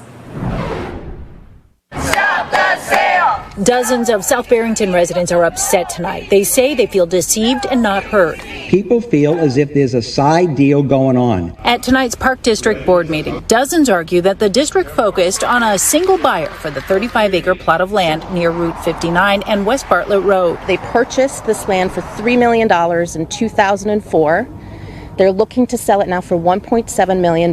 They say the village and the Park District helped Plymouth Brethren Christian Church, PBCC, through approval. I believe there's some hand-holding there that residents were not aware of. And when we were asked to vote on this matter, we were not provided the complete picture. The Park District intentionally suppressed votes by sending mailers only to a portion of South Barrington residents. On Tuesday, the group tells us in an effort to stop a closing yesterday, they abruptly filed a complaint in Cook County for a hearing on a TRO for September 5th. The Park District says it was planning to answer questions about misinformation, but because of the pending litigation, we are no longer allowed to do that. Local PCBB members speaking on behalf of the group tell us by phone that the global organization is trying to build a meeting hall and school for about 200 people. They say they would open its doors to all, work with and hire neighbors, even making alterations to change access plans off residential streets. We've been around in the Chicago area for over 100 years. It's a very small group that's going to be meeting there on a regular basis. We feel very little impact will be noticed by the neighbors. The village director told me no action tonight, but hopefully in the near future. In South Barrington, Natalie Martinez, NBC5 News. Our thanks to Natalie. Again, we hear blatant lies from Russell McCabe to get what they want. They do not open their doors to all, and they will not be hiring any outsiders to work at their retail/campus and co. This is the Roy's report. They did an excellent job on this too. Protest and claims of abuse halt Chicago area land deal with Plymouth Brethren Church. There's Lynette's sign again. And then this is a controversial land sale heads to court. And I That's a podcast. Yeah, so it's kind of like a little podcast, and it has Russell from the Daily Herald is in here talking about this. So in this article, where it was introduced, this spokesperson, Jacqueline Wilcox. And we're going to share an altered news article of where they wipe her name clean, because we brought out what she was. No, it's not the first time they've tried altering news, is it? No, it's not.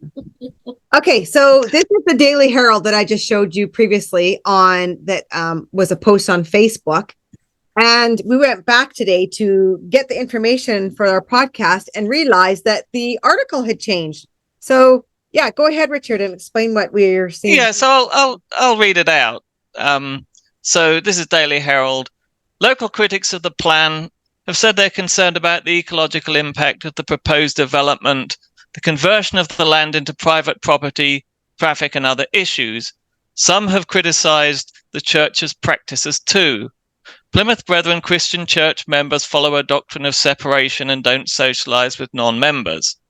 The church is reviewing the decision to halt the sale, spokeswoman Jacqueline Wilcox said via email Wednesday.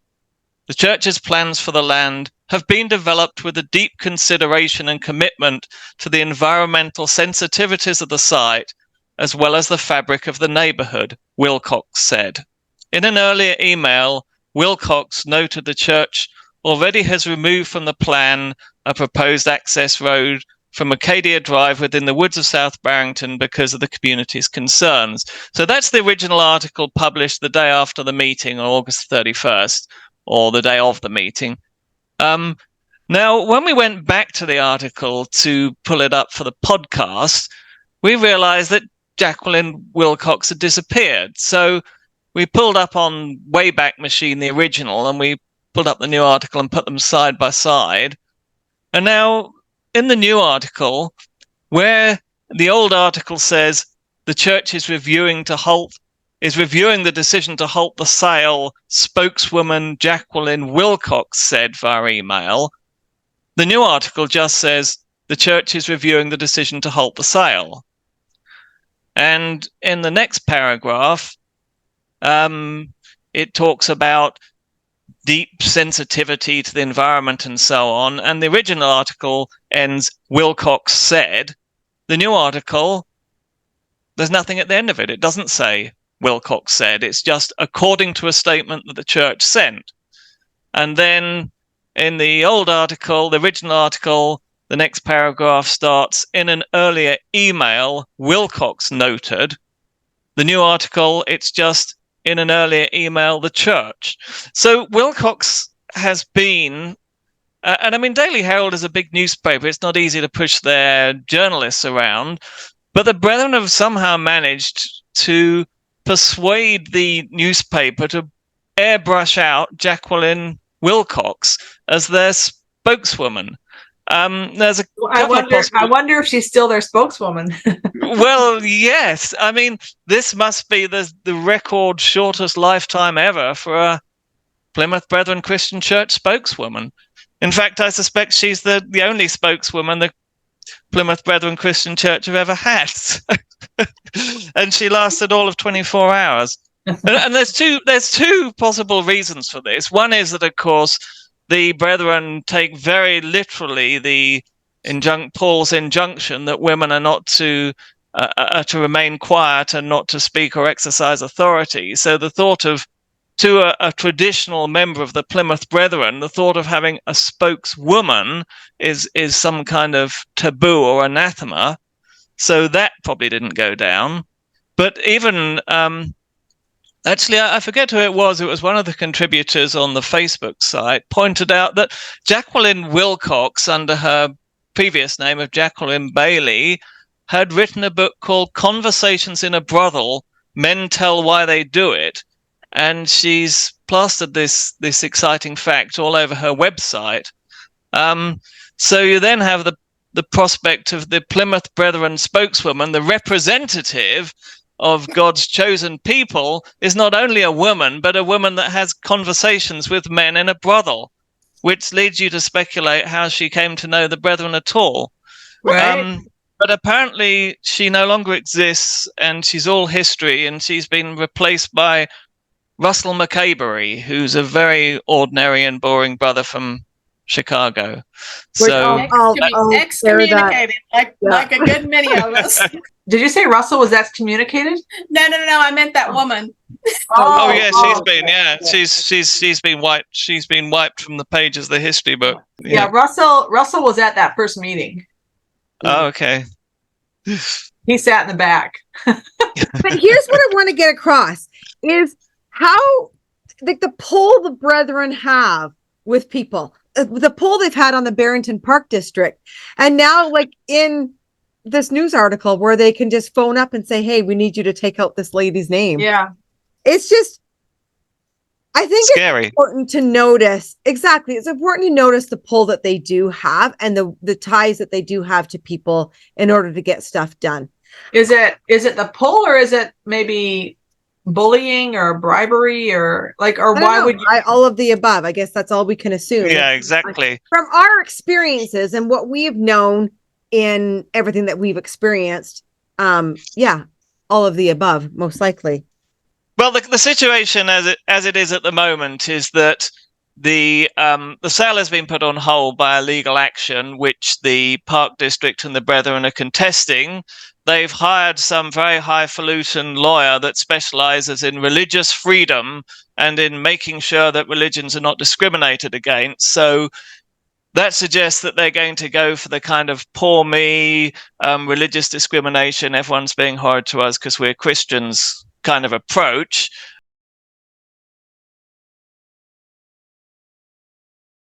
The residents as you've obviously seen, are very fired up and very motivated, and they have their own lawyers. So this now turns into a legal battle, and it's going to be very, very interesting to watch what happens, particularly as the facts around the huge benefits to the realtors, who are also the commissioners, as that becomes public, it's going to stir up a lot more outrage, and they're going to have some very, very difficult explanations to make. There's a couple of different ways this could go. It may well be that the Brethren have actually given up on the idea of using this site for a meeting hall, because, as one of the residents commented, they'll never get it through the zoning without having the residents on their side. What I suspect is happening now is that they've got a contract to buy this site at a ridiculously cheap price. Remember, this site was originally worth more than $3 million, and they've got it for about 1.75. I think what the Brethren are planning on doing is buying the site, securing some planning permission on it, probably for residential use, and then flipping it at a huge profit. I mean, they're probably going to make $1 million on it, which of course would be even more infuriating for the residents of Barrington, because of course the council could and should have done that on their behalf. So it may be that the Brethren are going to keep fighting for their meeting hall, kind of on principle, because they're stupid. It may be they just want to make a fast buck, but all this is still happening. It's all live. We're all very much involved, and we'll keep you updated. Yeah. I want to have one last conversation on freedom of religion. This was on my list to do today.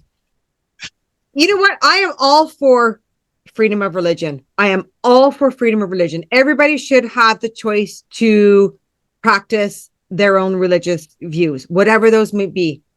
But I think we're coming to a time in society where we need to define what that is. Because to me, freedom of religion should not harm another human being. And the PBCC and their practices that they do causes harm to not only those that are in there, but out there and other community members because of their practices that they do not fix. So my question to everybody listening and watching this is, what do you think are the problems with society's cliche statement and response to freedom of religion, that we should have freedom of religion? There needs to be laws and regulations within that. And so comment below what you think is wrong with the statement and the belief of practicing freedom of religion. Also, to everybody, please make sure you comment, subscribe, and like. That helps our algorithm, and it also increases our traffic flow on here. So please, please, please comment and like below. And we will keep you updated on as this progresses. Lynette, do you have anything else to add? I don't know. I guess I can say I've been on a podcast before. Now I've been on a podcast, and I'm no longer lurking in the silence and doing things behind the scenes. I'm an outright opposer now. Welcome to the club. Lynette's been a rock for me. She's been my leaning board when I fall. So I've been doing a lot behind the scenes, but now I'm out in the open. Yeah. So and we're very, very grateful for you driving all that way, spending all those hours, sending me all the videos while you're there, and me sending them to Richard while he's on James's podcast. And it was quite the teamwork we had going that day. It was domino effect. Yeah. So we're very, very grateful for you coming on and sharing a bit about your own personal story. And I am sure we'll see you again as this unfolds. Yeah. Thanks so much for joining us. Thank you. Thank you, Lynette. Thank you. Yeah. Bye. Yeah. Bye. We've added an updated video from survivors of the PBCC as a harsh reminder of the mess they leave behind.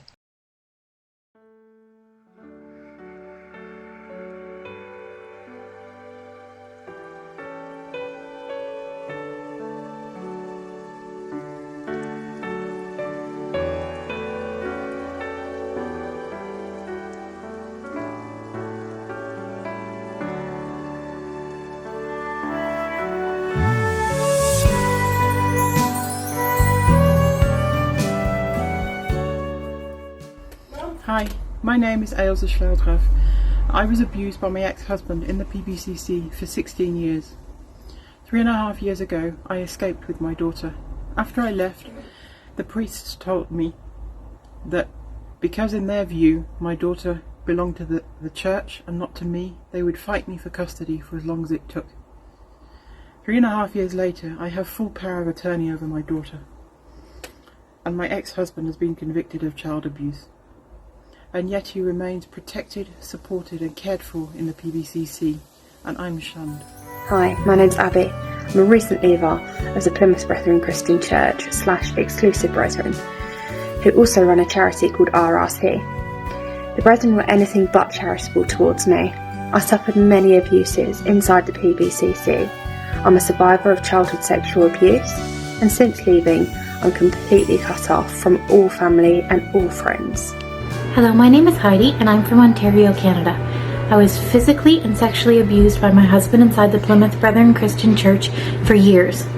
The Plymouth Brethren Christian Church are still protecting my abuser and covering up his abuse to this day. Hi, I am Sarah. I'm a survivor of sexual abuse from within the Exclusive Brethren Church. I was excommunicated because I asked if my ex-husband could join. Hi, my name is Beth Seed and I was sexually abused inside the Plymouth Brethren Christian Church. Hi, I'm Cheryl. I ran away from the Exclusive Brethren, Plymouth Brethren Christian Church after years of abuse from priests. I also was sexually abused and trafficked from another elder. The leading priest at that time told our family that there was nothing that he could do to help us anymore because his hands were tied. My name's Lane Admiral. I was sexually and physically assaulted and then excommunicated in the Plymouth Brethren Christian Church. Hi, my name's Gillian. I was forced to resign from my job with a company that was run by members of the Plymouth Brethren Christian Church and forbidden to ever enter my parents' house again just because I fell in love with someone from outside of the church. I was also sexually abused for 6 years in the Plymouth Brethren Christian Church, and they still protect my abuser to this day. Hi, I'm Todd Coulter, and I was put on some illegal chemical castration medication by the PBCC. Hi, I'm Craig Hoyle. I grew up in the Exclusive Brethren. After I came out as gay, the world leader of the church told me to never accept myself for who I was, and a church doctor prescribed me chemical castration drugs. Hi, my name is Ben Woodbury. I'm 31 years old, and 7 years ago I escaped what I believe is a cult here in Australia, the Plymouth Brethren Christian Church, formerly known as the Exclusive Brethren. Growing up within that religion, I was abused both physically and mentally and emotionally for being gay. I was pushed to the point of suicide because of the homophobia that I experienced within this religious group. Hi, my name's Ross Turner. I was excommunicated from the Plymouth Brethren Christian Church, Exclusive Brethren, for being gay. Hi, I'm Fritz Penny. I've lost all real contact and any relationship with my family because of the control of the PBCC. I'm Marion Evans. The Plymouth Brethren Christian Church told me that because of the colour of my skin, I would not be allowed to marry a white man. Then when I was 16 years old, they tried to force me to marry a 28-year-old man from India. After I left the Brethren, I had secret contact with my parents.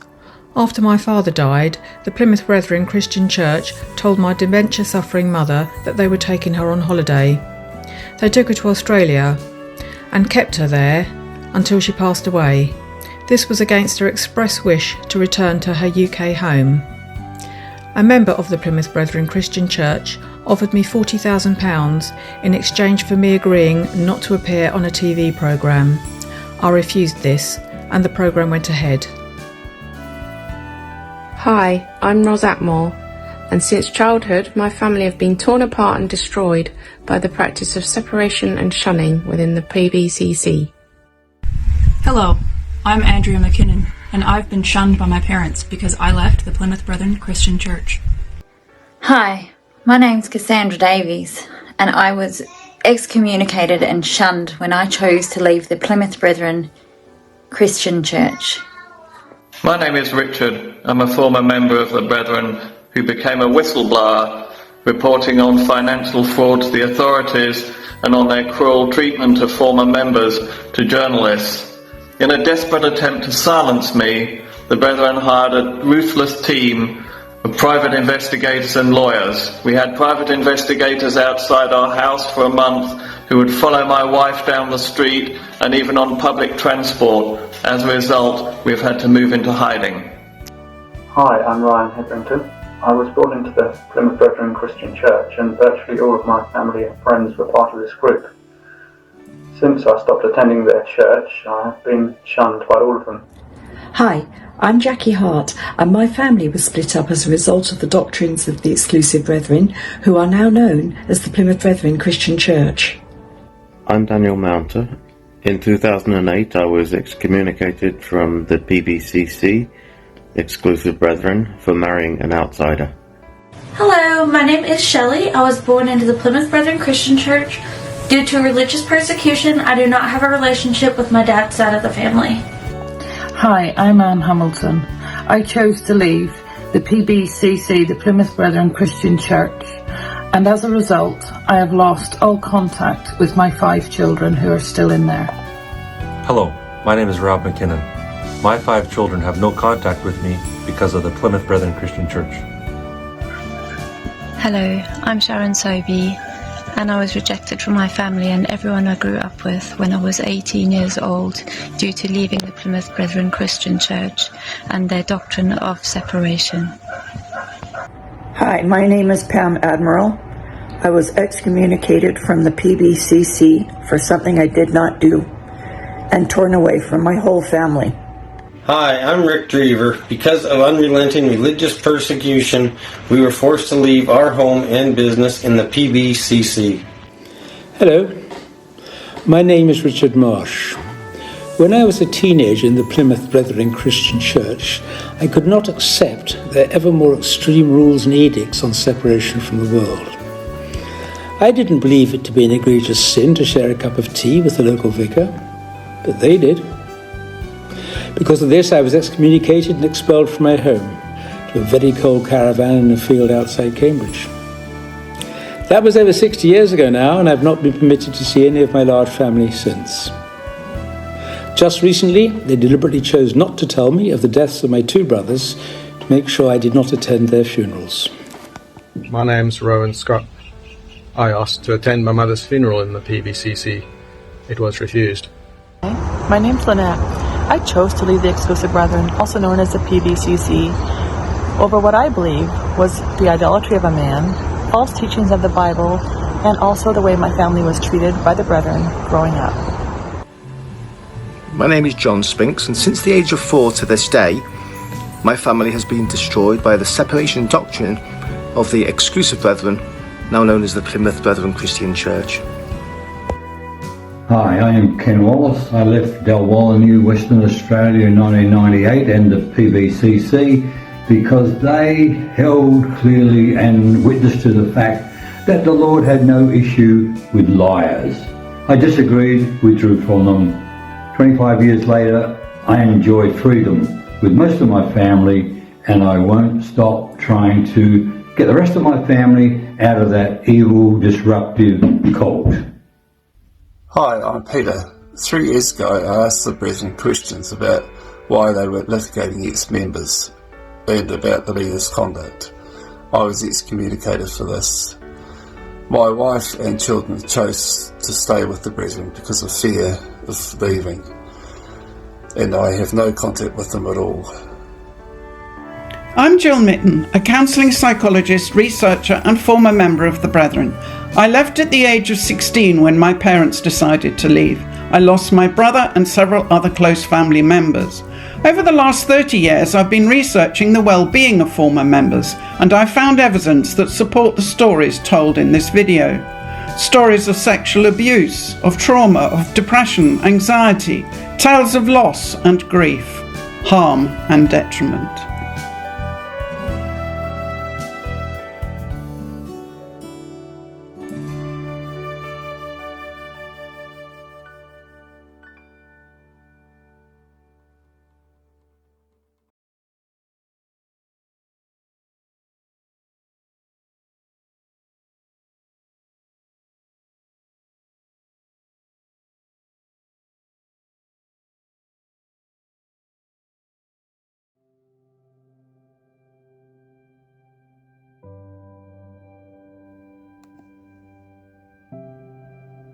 If you are in a high-demand religious group and need help, please go to oliveleaf.network. To share your story or be a guest on the show, email info.getalife@proton.me.